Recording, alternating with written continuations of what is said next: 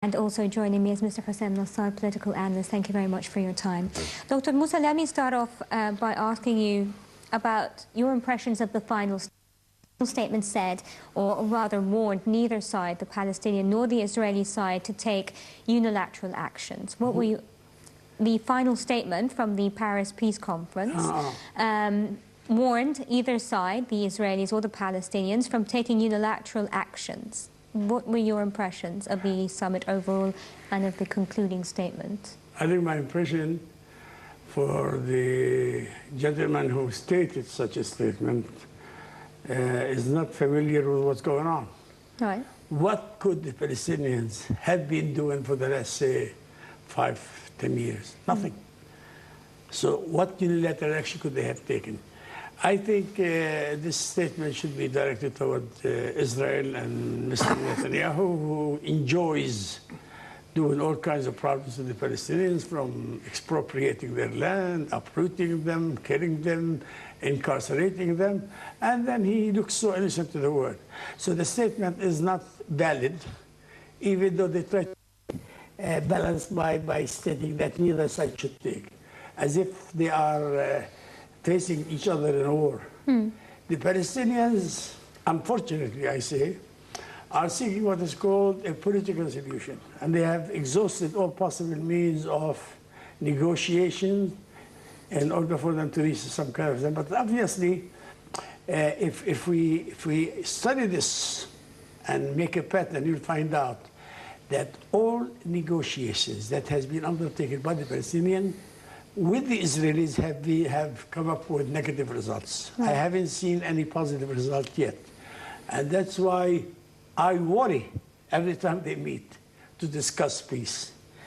This peace, in my opinion, is very elusive because it is a one-sided demand. The Israelis obviously have shown to the world that they want to take the whole of Palestine. Actually, this was the original plan to start with. I can cite you many books about the plans from the river to the Mediterranean. That was very obvious. And now they're doing everything they can to make it almost impossible for the Palestinians to live, and therefore they want to uproot more people and throw them into the refugee camps. So there's no question in my mind that the whole thing is a fiasco. Negotiations is a waste of time. Right. I call these international conferences, like the one in Paris, it's a positive when it comes on the political level. But will it or will it not achieve anything is another question. Because the question is not if the conference people will come up with a resolution. They might. They have done this before, as they did in the United Nations before. But will Israel abide and try to implement such resolutions? I say right now, never. They won't. They don't believe in that. Right. They don't believe in... Actually, the biggest enemy of Israel right now is implementation of international legality, whether it comes from conferences like in Paris or even in the United Nations. Right. Was there any point, Mr. Hossein, to this particular summit, do you think, the fact that also both sides were not represented? Well, I share Dr. Mousa's view that it is a fiasco.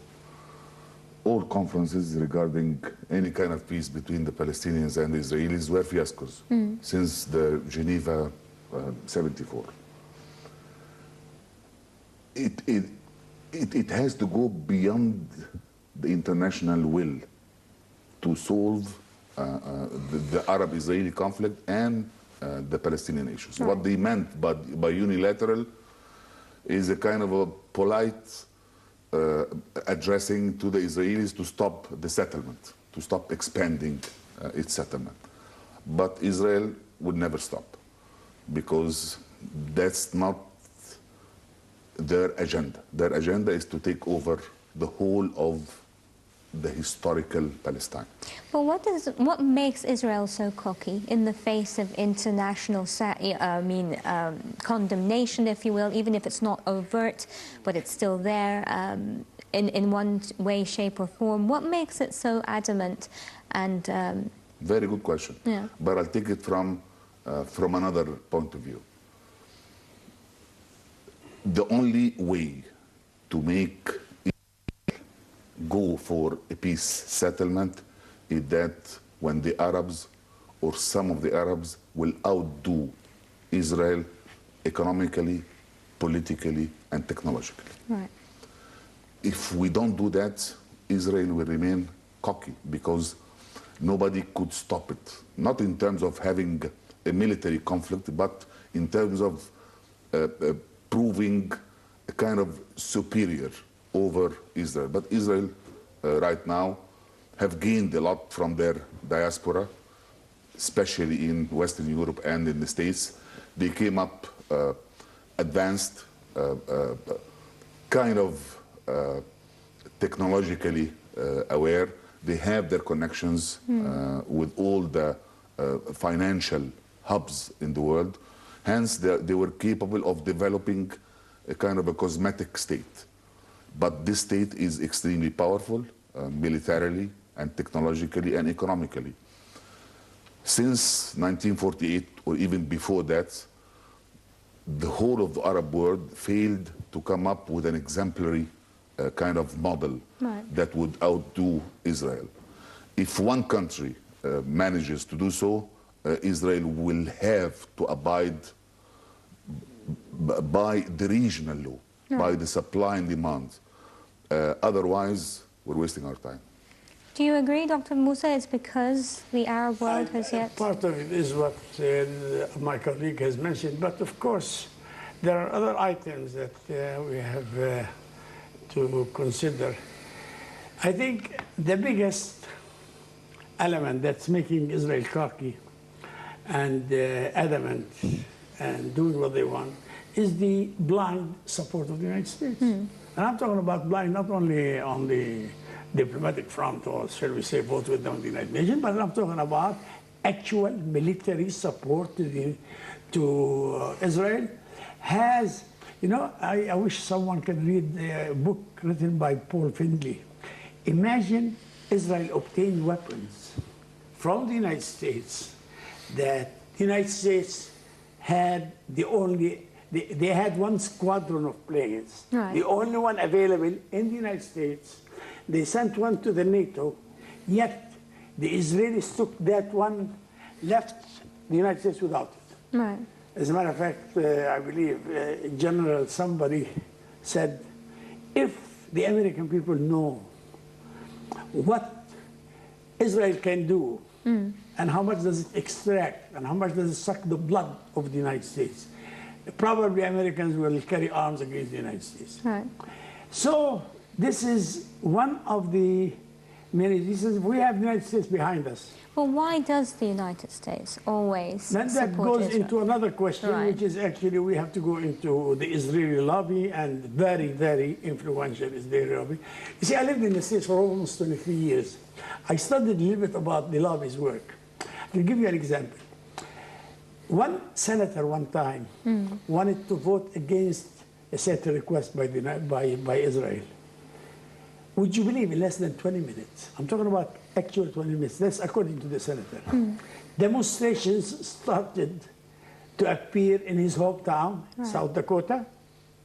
Demonstrations came to Capitol Hill, and thousands of letters has been sent to his office to tell him, you better change your mind because you're doing the wrong thing. This is how influential they are. There is what is called an office in Washington, which is made up of few under what is called benign breath, which is even considered sometimes by the Americans as a charitable organization. And they have some kind of a pyramid type of organization, which means one can call certain people in a certain state. He will call about 20, who will call hundreds, etc., etc. Very organized in that manner, and therefore in few minutes, telexes, faxes, etc., of condemnation, of rejection, of opposition will arrive to the senator office. You see, the elections in the United States are very sensitive to these things. Right. If a senator, say, I talked to one senator from Connecticut who told me, if I receive 10 faxes that tells me that what you're doing is wrong, I change my mind. Because 10 means there are hundreds that were not sent yet. Right. So it is, let's without going too deep into the whole thing, there is a fantastic Zionist lobby in the United States that's almost guaranteeing the votes. Not only said, some Brickley, his name, I believe, he said we have guaranteed 80 senators. You know what that means? 80 out of 100. Right. You know, 100 senators. 80 are guaranteed to be pro-Israel. Right. Sometimes you don't even know the issue. Similarly is also with the Congress. Therefore, we cannot underestimate that. And for this reason, I've always been here on TV talking all the time, and I'm sending a message to Mr. Abbas. If you want to bring someone to arbitrate, don't bring someone who will support Israel right or wrong. Right. Bring someone else. Imagine two rabbits are fighting and an elephant is coming to help one of them. Stay away from the United States. The United States has been always hostile to the legitimate rights of the Palestinian people. And it's time, okay, many of the people say, you cannot do it to the United States. I say, sometimes you cannot do it with the United States. Right. Why can't we solicit the support of the European?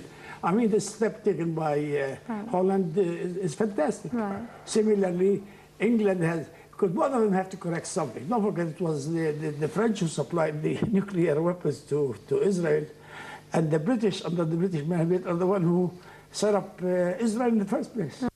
So it's time that we start thinking in the right direction. So this is the main thing, I think. It's not necessarily economics alone. I don't want to say it's wrong. It's not economics alone. It's whether or not on the political level, if the Arabs can take a certain position that will create a little bit of disturbance in the United States. Now you hear about what's his name, Donald Trump, saying he wants to move the embassy.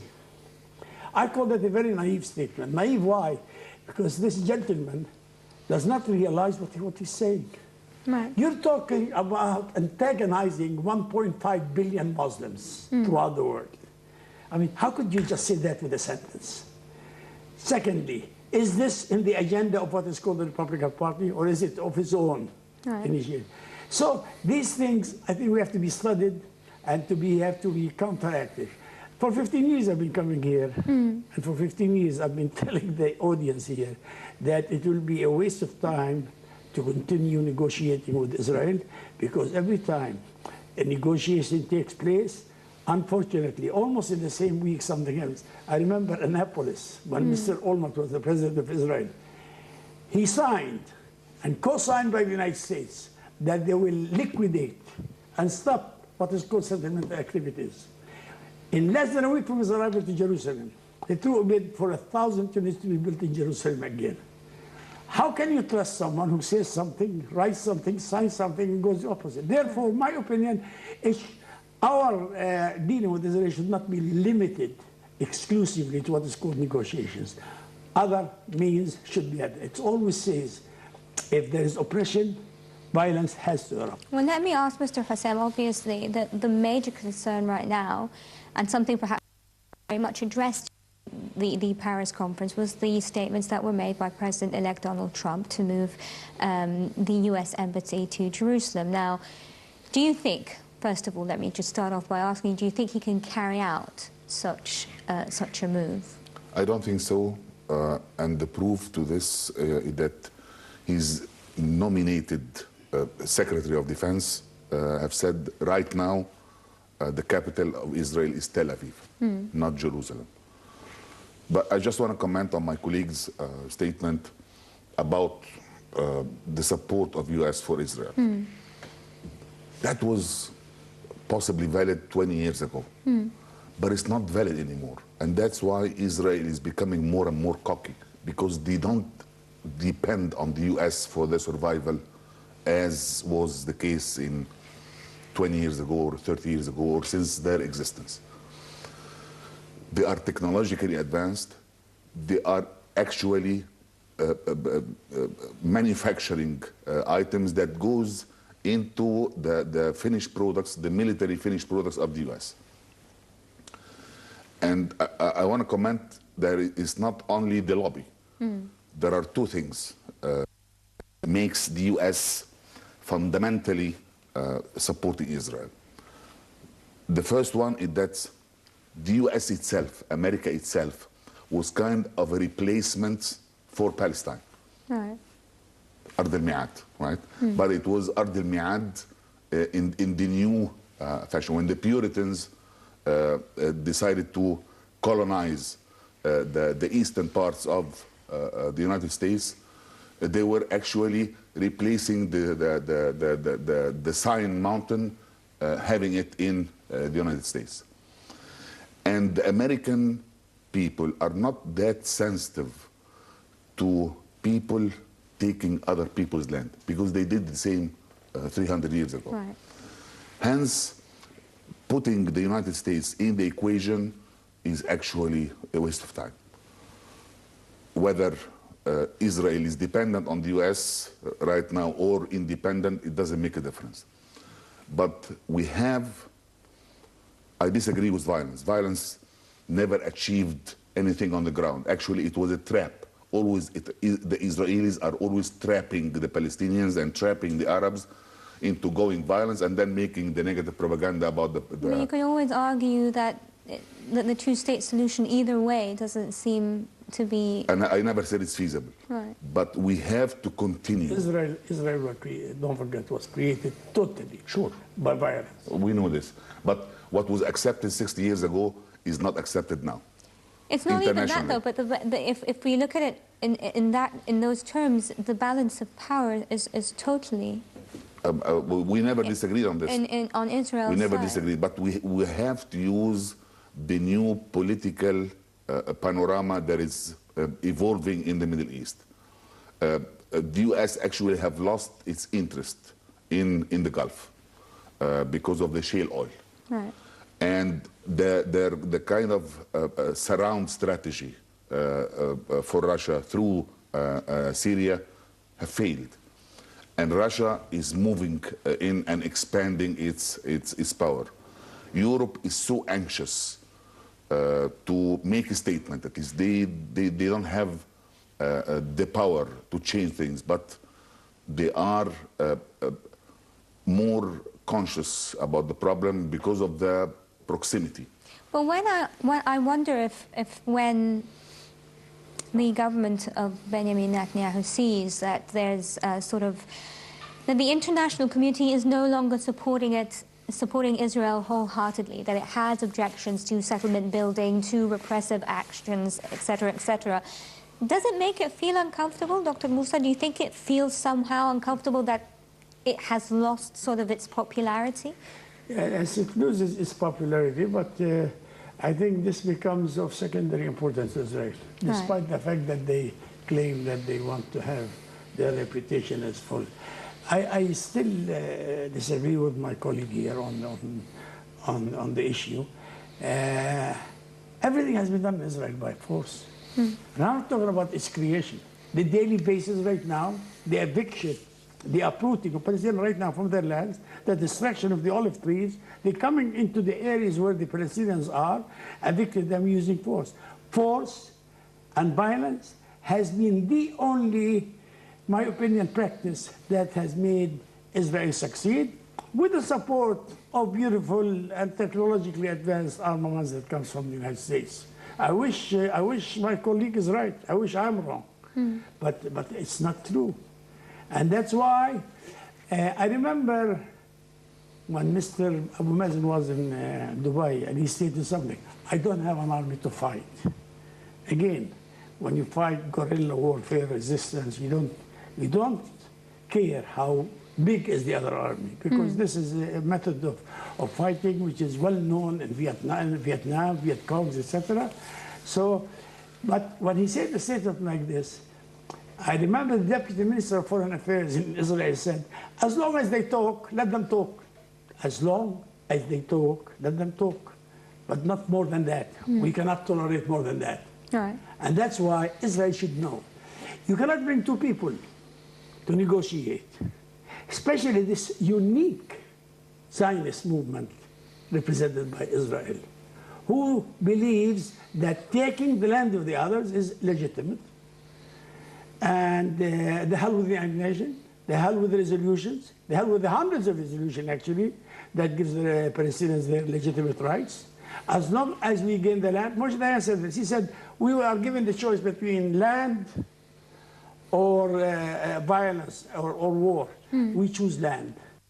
About war. Even though I remember I read a book for Mr. Ben Gurion in his memoirs, he said 1 generation or 2 and the Palestinians will forget. The next generations that we've seen so far are getting more violent, more upset, and more ready to sacrifice. And that's why I say that Mr. Netanyahu is very, very short-sighted. How long you've been promising your people that this is the so-called Israel is the safe haven for all the Jews in the world? When was it a safe haven? It's one of the most dangerous areas in the world right now. When are you going to make it a safe haven? You could never make it a safe haven unless you relinquish the rights of the Palestinians to the owners. And enough is enough. Right. I mean, what is the idea of thinking that he said the Palestinians are using a trick? What is a trick? To stop the robbers from stealing your land? That's a trick? It's your duty to stop the thieves from stealing more of your land. That's your duty. And the fact that France have recognized finally Palestine, raised the flag, etc., I hope this thing will spread all over the place. But I will not discount the possibility that the Palestinians one day, sooner or later, they will have to resort to what is called armed struggle, because non-armed struggle, peaceful means are not working, and has been going on since 1948 until now. Well, gentlemen, if you'll allow me to take the second report for the evening and a closer look at Foreign Minister Sameh Shoukry's speech at the Paris Peace Conference, and then we'll be back to continue our discussion. Stay tuned.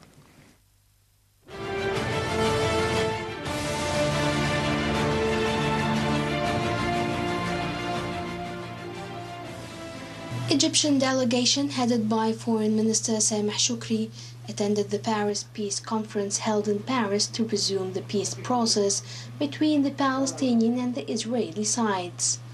On the sidelines of the conference, Minister Shoukry convened with a number of international officials. Minister Shoukry met with the Supreme Representative of the Security and Foreign Policy of the European Union, Federica Mogherini, and U.S. Secretary of State John Kerry. Foreign Minister spokesman Councillor Ahmed Abu Zaid said that Egypt plays a pivotal role in the Palestinian-Israeli peace process.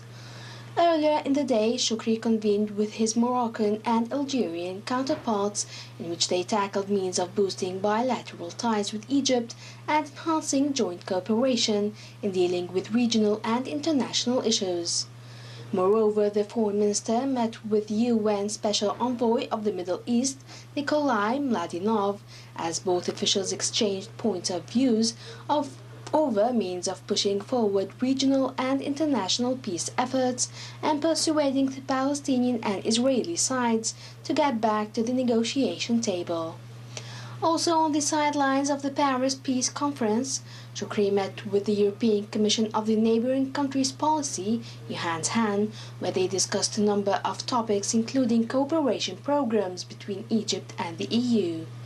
They also tackled the projects that are scheduled to be financed by the EU in the upcoming period and discussed the issues of illegal migration and its implications on Europe and Egypt. During the meeting, Minister Shoukry reviewed Egypt's efforts in solving the Libyan crisis as well as achieving the long-stalled Palestinian-Israeli peace deal. Welcome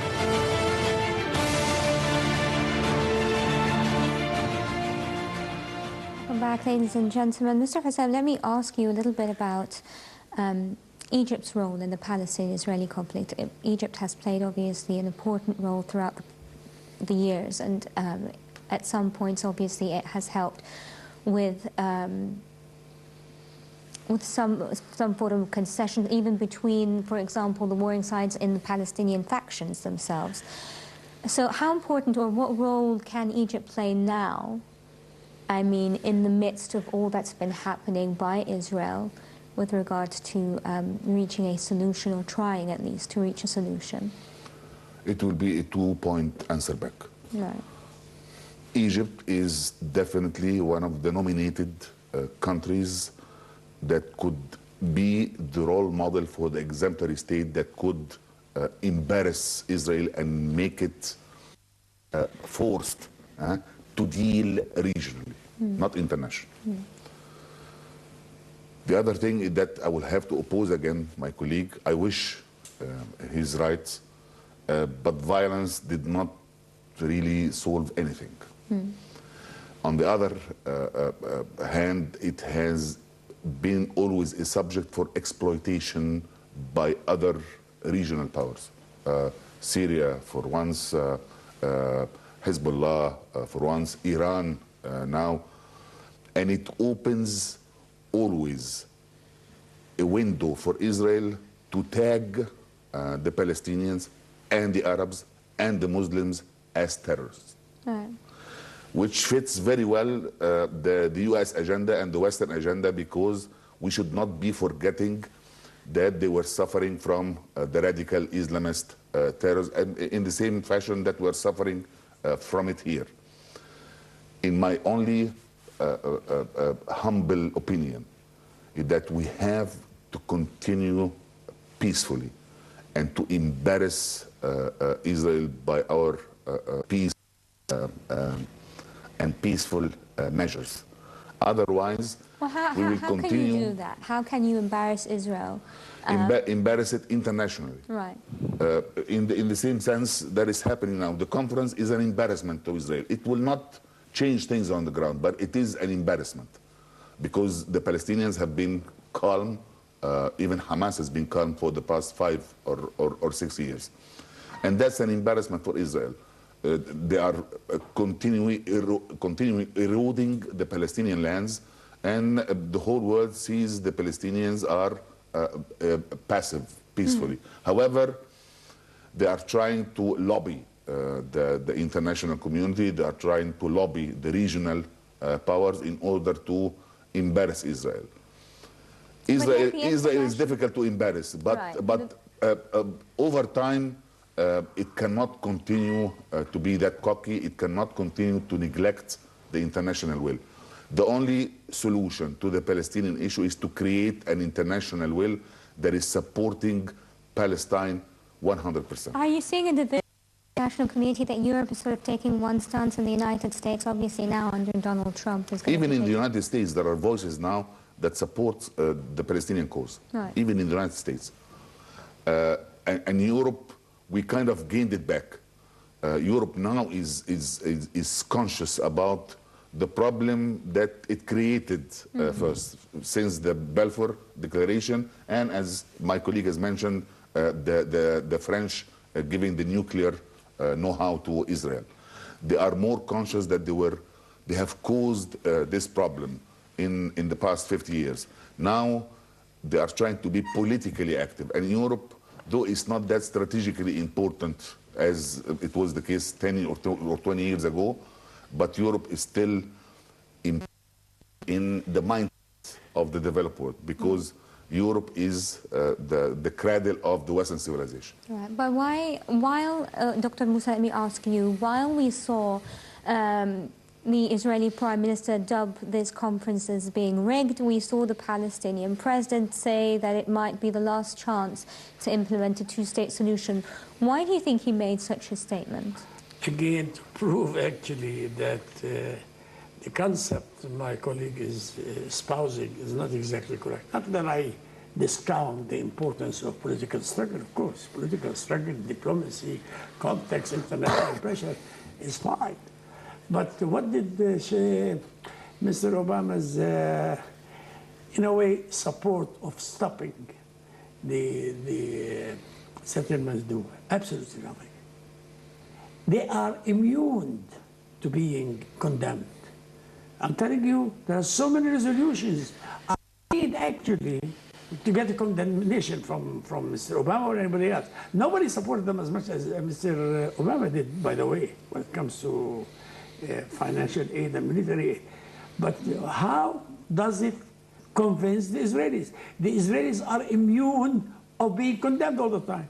about 168 or 69 resolutions that condemned Israel. I challenge Israel if they have ever implemented any one of them. That's all from the United Nations, including even the Balfour Declaration. Even the Balfour Declaration, infamous as it may be, yet it has called for the protection of the non-Jewish community in Palestine. The partition, which divided almost 50-50, and they took over almost 78% in the from November 29, 1947 until May 15, when they declared their statehood. It seems to me we're not reading the right perspective. If you and I sit and negotiate, and you know that you're stronger than me, you can listen to me as much as you want, but then the final analysis, your will go through. They have to understand, the Israelis have to understand that violence will bring violence. And they continue with their rejection of all peaceful means, all international recommendations, all United Nations resolutions. If they continue to deny that, you tell me, what should a Palestinian do? For hope for a minute, the people reject all international legalities. If, you know, many of us don't understand that this is not simply occupation. Occupation took place in many places through history. Here we have people who came in, uprooted the Palestinians, and brought their people to take their place. And not only that, they're now building settlements. What for? Nobody knows. Because if you take some statistics about the settlement, less than 25% of them are occupied. The rest are free for the newborn Jews in the world or someone who might come back again. Israel, as a right extremist racist state, cannot simply have the full green light by saying, as long as they talk, as long as we are condemned, as long as the United Nations give resolutions but no force is used, they continue doing what they're doing. I think if politics is not coupled with, in a parallel way, with violence, that people, oppressed people, will not. What made that young man take over a big truck and run through them? Why? I mean, is he in love of dying? I don't think so. But frustration, despair, and hopelessness of the status quo will have to bring violence, because no oppressed in the world will remain peaceful as long as he's oppressed. Right. And violence has been used all this time. And even though for the last maybe 15 years has been practically used one way. Israel occupying, Israel taking over the next land and the land after that. And the poor Palestinians are just sitting over his land. There's nothing he can do. No law. If we know that the Israelis are ready or sensitive to legalities or even international pressure, as my colleague friend, it would be fantastic. It would be fantastic, because nobody loves for the sake of violence. It would be great. But they are not sensitive to international condemnation, nor are they sensitive to international legality.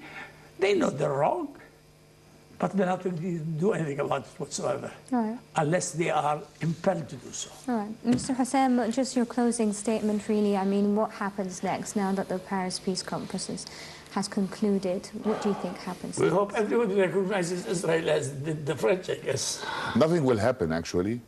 I don't see an immediate resolution in the next 5 to 10 years.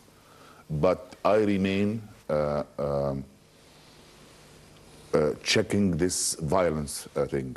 We should not be forgetting that the apartheid in South Africa was finished peacefully.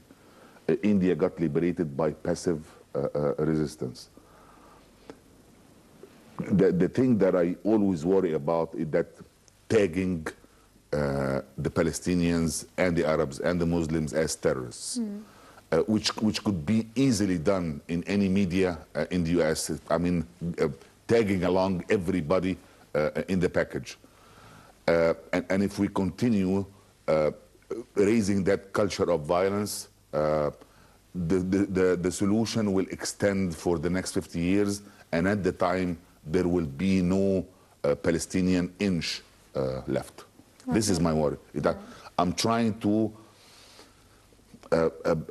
overbridge the mistakes done in the past, and how Israel have always managed to trap us and tag the Arabs as the underdeveloped people, hence they are terrorists. Well, let me just quickly ask you then, just finally, do you think the Arabs need to unite in a more forceful way against Israel in sort of, say, sort of freshening up or bringing back into the spotlight the plight of the Palestinian people?